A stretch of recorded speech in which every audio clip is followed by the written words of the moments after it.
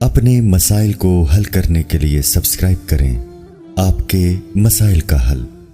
रमज़ान में तहज्जुद का क्या हुक्म है? रमज़ान में तहज्जुद का क्या हुक्म है? जबकि वितर इमाम के साथ अदा कर लेते हैं तो क्या वितर के बाद भी तहज्जुद पढ़ सकते हैं? क्योंकि सुना है कि वितर को आखिरी नमाज बनाना चाहिए। शुएब साहब कश्मीर से, बिल्कुल सही सुना आपने। हदीस में आता है जालू आखिर सलातिकुम वितरा, आखिरी नमाज वितर को बनाओ। लेकिन आप सल्लल्लाहु अलैहि वसल्लम का ये हुक्म वाजिबी नहीं है, इस्तेहबाबी है, क्योंकि आपसे खुद साबित है वितर के बाद नमाज पढ़ना।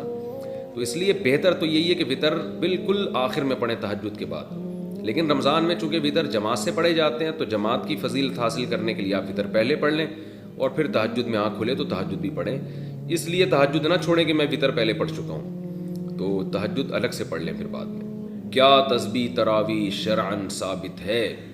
तरावी तस्बीह जो हर 4 रकत के बाद पढ़ी जाती है, क्या ये साबित है और इसका पढ़ना कैसा है? रिजवान तलागंग से। ये जो 4 रकत तरावी के बाद पढ़ते हैं ना, सुबहान दिल मलकूती वल जबरूत, इस तरह की कोई लंबी चौड़ी दुआ है, ये कहीं भी साबित नहीं है। लोग इसको चूंकि सुन्नत समझने लगे हैं तो इसलिए इसको छोड़ देना चाहिए। तो 4 रकतों के बाद कुछ भी साबित नहीं है। बैठे रहें, खामोश बैठे रहें, कोई भी जिक्र कर लें, कुछ भी ना करें, दुआ मांग लें, सब जायज़ है। तहज्जुद का वक़्त कब से कब तक है? क्या तहज्जुद फ़जर की सुन्नत से पहले कभी भी पढ़ सकते हैं या इसका कोई भी वक्त फ़िक्स है? अरबास अंसारी इंडिया से। देखिए, इशा के बाद तहज्जुद किसी भी वक्त पढ़ी जा सकती है, लेकिन सबसे ज़्यादा फ़जीलत वाला वक्त रात का आखिरी तिहाई हिस्सा है। यानी इशा के बाद और सुबह सादिक के टाइम को 3 हिस्सों में डिवाइड कर दें बराबर बराबर, तो जो आखिरी तिहाई होगा वो सबसे बेहतर वक्त है तहज्जुद का। तो वो नहीं हो सकता तो कभी भी सोने के बाद उठ के तहज्जुद पढ़ सकते हैं, आधी रात को भी। बेहतर है कि नींद लें, सोने के बाद उठना ये तहज्जुद का अफजल वक्त है।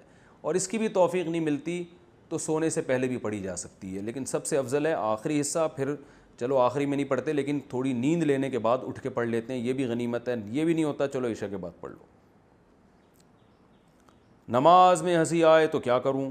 नमाज में हंसी आती है, वैसे हंसी आती नहीं है, लेकिन जब नमाज की नीयत बांधने खड़ा होता हूं तो हंसी आना शुरू हो जाती है। इसका थोड़ा सा ख़ानदानी तरीक़े से हल बता दें। मोहम्मद बिलाल इंडिया से। मोहम्मद बिलाल भाई, इसका हल मेरे पास नहीं है, किसी नफ्सियाती डॉक्टर को आप बताएं कि डॉक्टर साहब मैं आराम से बैठा रहता हूँ, जैसी नमाज में खड़ा होता हूँ मुझे हंसी आना शुरू हो जाती है। तो इंशाअल्लाह कुछ ऐसी आपका वो नुस्खा बताएंगे डॉक्टर साहब कि आप ठीक हो जाएंगे।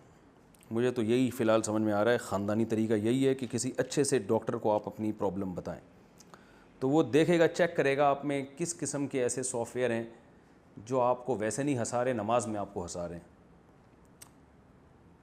अब मेरी इस बात पे आपको अभी हंसी नहीं आएगी, लेकिन नमाज में जैसे ही आप खड़े होंगे आपको मेरी ये बात यादें आना शुरू हो जाएगी, फिर आपको हंसी आना शुरू हो जाएगी। इसलिए कह रहा हूँ फ़ौरन डॉक्टर को बताएं, मेरे पास और कोई हल नहीं है इसका। मोहम्मद बिलाल साहब।